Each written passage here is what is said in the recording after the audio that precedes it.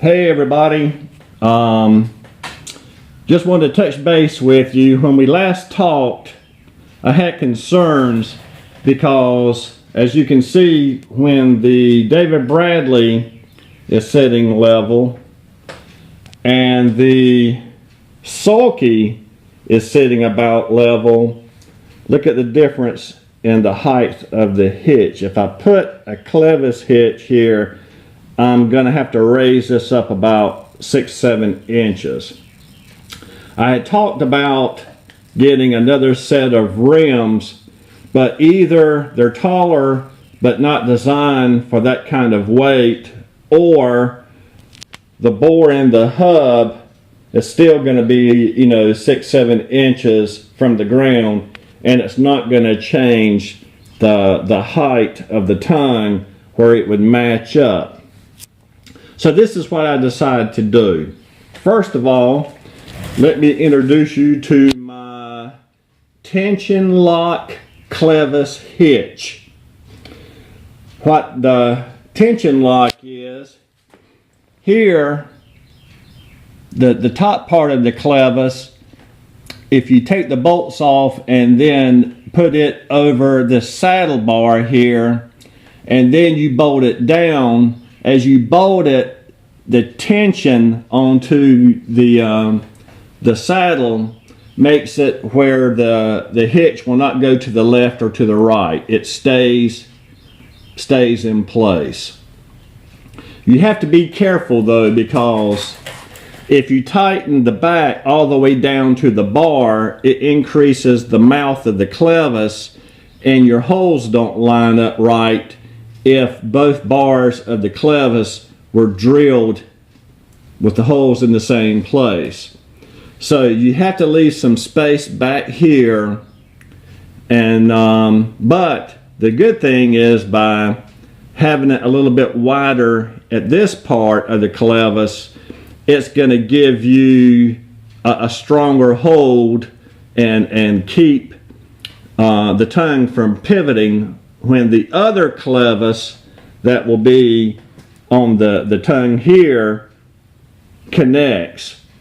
So that's a good thing. That's what you want. When you put the pin in, you want to make sure that there is little pivot at this point as possible. But you can see I took a piece of 1-inch piping and about 4 feet of metal bar. Drilled those out. I tell you what really helps, if you drill your holes through the pipe first and then you just lay the bar underneath it, put the pipe on top with the 2 holes perfectly up and down, and then get spray paint and just real lightly, real quick, just go spray over the top of the bar, and that way when you lift the bar up, you'll have 2 holes on the, when you lift the pipe up, the bar underneath will have 2 circles of paint to let you know where to drill to get the holes lined up. So that part was pretty easy. Just letting you take a look at it. And again, you can see that's a good distance for the mouth of the clevis back here. So, Brian, what are you going to do about the height? Well, I'm glad you asked. This is what I'm going to do back here. I'm going to put a bolt through the bottom, coming up. Well, actually, I'm going to extend, you see the pipe here, I'm going to take and extend it, because you want the footrest to be right under here. That way the handlebars has room to pass in front of your waist when you're sitting on the sulky, and I'll have it put together today. So that means I'm going to have to extend the tongue, so I'll drill a hole and connect it, and then I'm going to drill 2 holes in the end of the tongue, and I'm going to put a piece of clevis bar on the top. I'm going to put a section of pipe, probably about 2 inches on top of that back there where the bolts are, and that's going to give it some height. And then I'm going to put another bar, and that's going to be the top of the clevis. Now all this is going to be sitting on top of the tongue. So you see most of the clevis is below the saddle. The other clevis is going to be on top of the tongue of the sulky. And see, what that's going to do is make up some of that space and get these to match up without lifting up the tongue of the sulky and have it sitting at an uncomfortable angle, or causing you to have to bring the David Bradley down and making it look kind of weird. I mean, you want it to stay pretty level, you know, when you're on the sulky. That way it looks like it was made that way. And a point, if you've ever seen a David Bradley sulky, actually, you know, they had a locking mechanism that sat on the saddle just like this, and you turned it and it had a jaw on it, kind of like pliers, and it locked on the saddle bar right there.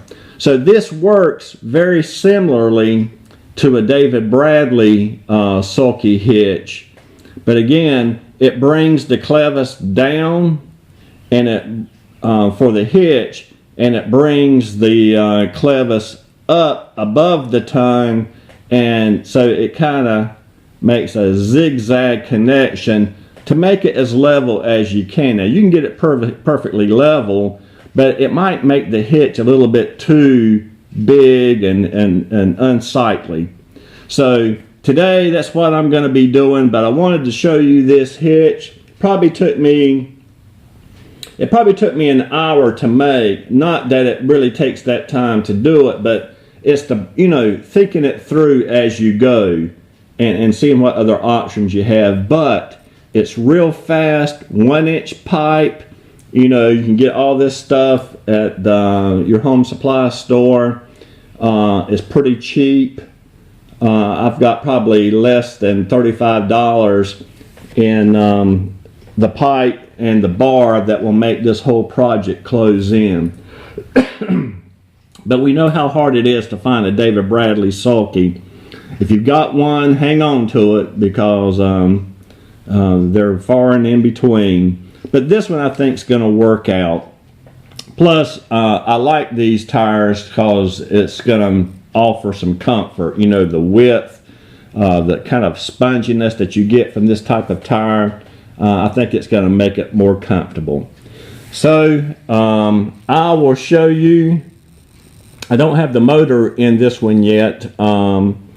After I finish getting the sulky together, the only thing that's left is putting gear oil in the transaxle, and I will be putting that Briggs back there on this one. This is not going to be one of the show tractors. This will probably be the one that, you know, if me or the grand youngers are riding around the yard on it, that they'll use this one, and the other two I'll probably use for show. This will probably be the garden tractor. Okay, I'll let you see the hitch when I get finished. Hope you're having a good Friday. All right, bye-bye.